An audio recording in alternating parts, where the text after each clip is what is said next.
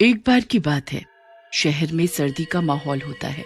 हर जगह बहुत सन्नाटा छाया होता है। रवि शाम को कॉलेज से घर आ रहा होता है। इतनी ठंड है आज, कोहरे में कुछ समझ ही नहीं आया। पता नहीं मैं किस रोड पर आ गया। एक तो ये सड़कें ठंड में इतनी सुनसान हो जाती हैं, कुछ समझ में नहीं आ रहा कि मैं रास्ता किससे पूछूं। तभी उसे थोड़ी दूर एक आदमी दिखता है जो साइकिल लेकर जा रहा होता है और उसके पास बहुत सारे गुब्बारे होते हैं। उसने सफेद कपड़े पहने हुए थे और उसकी गर्दन टेढ़ी थी। भैया, क्या आप मुझे बताओगे ये रामपुर के लिए रास्ता किधर जाता है? मैं जरा रास्ता भटक गया हूँ, क्या आप मुझे बताओगे?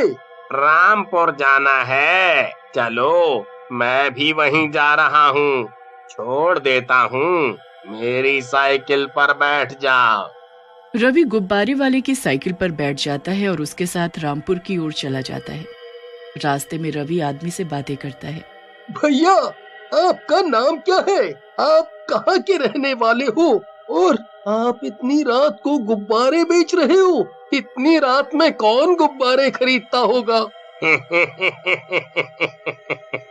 मेरा नाम भूतिया गुब्बारे वाला है। अब क्या करूं, बचपन से शौक है बेचने का, जाता ही नहीं, कोई नहीं खरीदता, तुम ही एक ले लो। भूतिया गुब्बारे वाला, ये कैसा नाम है? और ये रामपुर का रास्ता कितना दूर है जो अभी तक आया नहीं? कहीं हम रास्ता तो नहीं भटक गए? तभी गुब्बारे वाला साइकिल रोक देता है। रवि के उतरते ही गुब्बारे वाला अपने भूतिया रूप में आ जाता है और गुस्से में रवि को बोलता है, ले लो गुब्बारे ले लो, मैंने कहा था ना गुब्बारे लेने पड़ेंगे, तो लो। कौन हो तुम? और ये तुम्हारी शक्ल को क्या हो गया? अभी तक तो तुम ठीक थे। भूतिया गुब्बारे वाला जोर जोर से हंसने लगता है और वो उसे मार देता है। इतना बोलकर वो उसका शरीर पेड़ से टांग देता है और साथ में एक गुब्बारा भी लगा देता है जिस पर एक बड़ी सी स्माइली बनी होती है। फिर वो अपनी साइकिल पर वहां से चला जाता है। गुब्बारे वाला प्रतिदिन कॉलेज के पास जाता और फ्री में दिन भर गुब्बारे बेचता, बच्चों को गुब्बारे देता और कुछ घंटे वहां रुककर शाम को अपने घर चला जाता। कुछ दिनों बाद मुकेश को किसी काम से बिलासपुर जाना होता है। वो अपने घर से कार में निकलता है, पर आधे रास्ते में मुकेश की कार खराब हो जाती है। तभी उसकी नजर एक गुब्बारे वाले पर पड़ती है जो साइकिल लेकर आ रहा होता है। गुब्बारे वाला साइकिल रोकता है। भैया, ये बिलासपुर कितनी दूरी पर है यहाँ से? मुझे बहुत लेट हो रहा है, क्या आपको पता है? गुब्बारे वाला कुछ नहीं बोलता, बस अजीब नजरों से मुकेश को देखता रहता है। सुनाई नहीं दे रहा क्या? मैं कुछ पूछ रहा हूँ। भैया, गुब्बारा लोगे? सुबह से एक भी ना बिका, आप ही ले लो। चुप करो, तुमसे जितना पूछा उतना बताओ, फालतू बकवास मत करो। वो एकदम से भूतिया रूप में आ जाता है। उसे रूप बदलता देख मुकेश के तोते उड़ जाते हैं। इससे पहले कि मुकेश कुछ कर पाता, वो मुकेश को पकड़कर गुब्बारे के अंदर उसका सिर डाल देता है, जिससे सांस न मिलने पर मुकेश की मौत हो जाती है। भूतिया गुब्बारे वाला उसे पेड़ पर टांग देता है और उसके साथ स्माइली वाला एक गुब्बारा भी टांग देता है। मुकेश और रवि की इस तरीके की मौत के बाद शहर में तहलका मच गया था। हर कोई यही सोचता कि आखिर उन दोनों की मौत कैसे हुई। ये खबर अखबार और न्यूज चैनल्स पर सनसनी बन गई। पुलिस जल्द से जल्द कातिल को पकड़ने के लिए दिन रात मेहनत करने लगती है। कुछ दिनों तक कोई खबर नहीं मिलती। फिर कार्रवाई के चलते पुलिस रवि और मुकेश की माँ को थाने में बुलाती है। रवि की माँ, आप बताएं, क्या आपके बच्चे का कोई दुश्मन था, कॉलेज या बाहर? नहीं सर, मेरे बेटे की किसी के साथ कोई दुश्मनी नहीं थी। पुलिस समझ नहीं पाती कि आखिर इनकी मौत हुई कैसे और दोनों के पास से गुब्बारे क्यों मिले। ये गुब्बारे वाला ही होगा, तभी इनके पास गुब्बारा छोड़कर गया। पुलिस पता करने लगती है कि इस शहर में कौन गुब्बारे वाला आता है।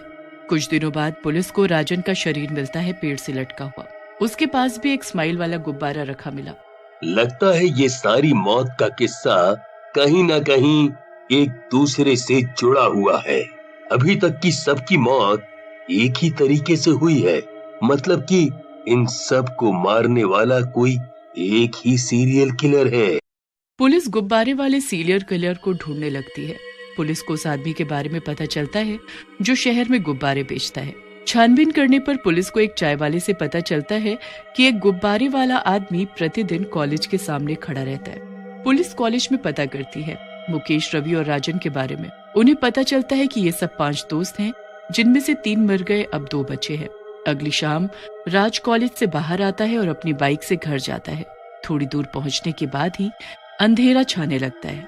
सुहाना सफर और है मौसम हंसी, सुहाना सफर और है मौसम हंसी। वो बाइक बहुत स्पीड में चला रहा था कि अचानक उसके सामने एक बूढ़ा आदमी आ जाता है। राज समय से ब्रेक नहीं मार पाता और वो उस बूढ़े आदमी को टक्कर मार देता है। अरे ये मैंने क्या कर दिया, जरा देखूं तो। राज पीछे मुड़कर आता है तो वो देखता है कि वो बूढ़ा आदमी कहाँ है जिसे मैंने टक्कर मारी। वहाँ किसी की लाश को ना पाकर राज डर जाता है और जल्दी से अपनी बाइक घुमाकर निकल जाता है। वहाँ दूसरी साइड पुलिस को पता चलता है कि गुब्बारे वाला फिर कॉलेज आया था। अरे साहब, गुब्बारे वाले ने बच्चों को फ्री में गुब्बारे दिए और फिर कुछ घंटों बाद दूसरी ओर चला गया। पुलिस बताए गए रास्ते पर जाती है। इधर राज हड़बड़ाया हुआ जल्दी जल्दी बाइक चलाने लगता है। थोड़ी दूरी पर उसे एक आदमी दिखता है जिसके पास बहुत सारे गुब्बारे होते हैं। राज के बहुत हॉर्न देने के बाद भी वो सामने से नहीं हटता। राज अपनी बाइक उसके सामने एकदम से रोकता है और कहता है, क्या भाई, मरने का शौक है क्या? इतनी रात को गुब्बारे बेच रहे हो, वो भी बीच सड़क पर? जाओ, सही सलामत घर जाओ। क्या तुम मुझे घर छोड़ दोगे? मेरा घर इसी रास्ते में है।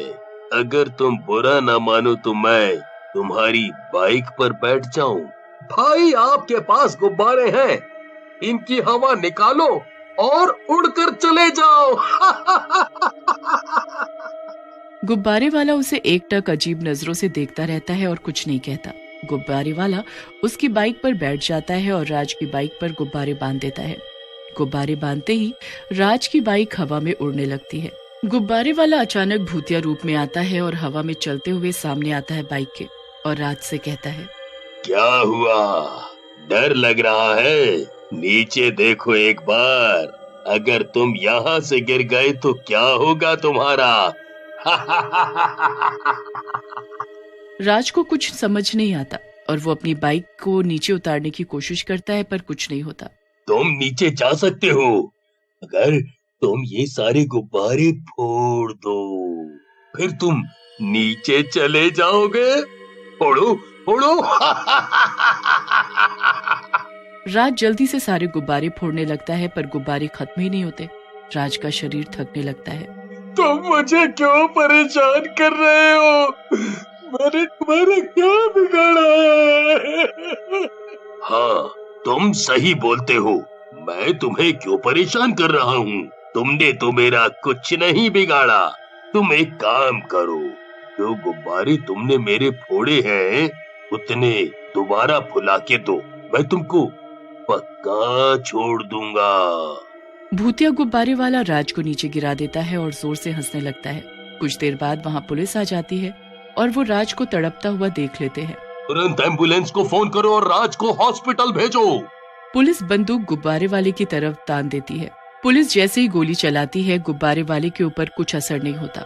गोली उसके आर पार हो जाती है पर उसे कुछ नहीं होता। भूतिया गुब्बारे वाला आसमान से गायब हो जाता है और पुलिस के पीछे खड़ा हो जाता है और धीरे से कहता है, अब मारो, मारो मुझे, मारो मारो, अब मारो।